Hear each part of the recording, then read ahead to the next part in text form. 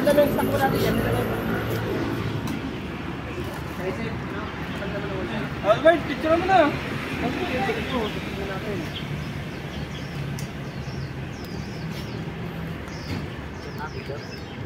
Picture ko na. Gasay drinks. Ano yan?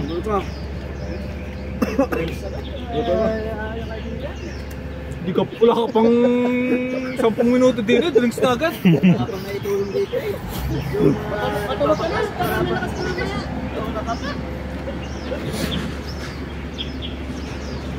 Yan ang kape.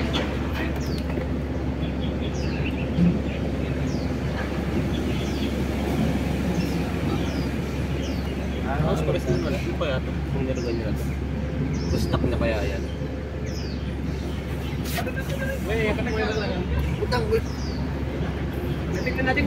Stick talaga to eh.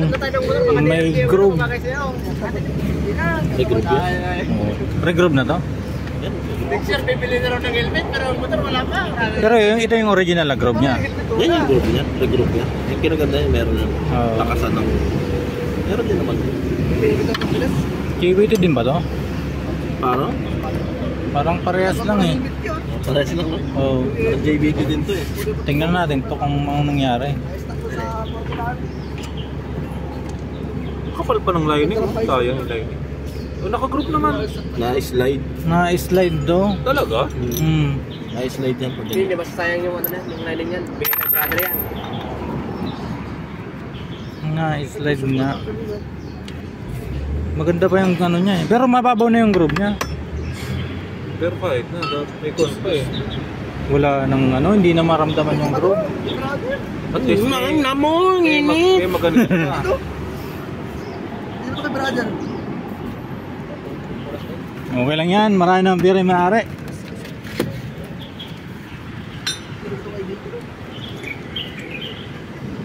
Baka kulang na isang bula.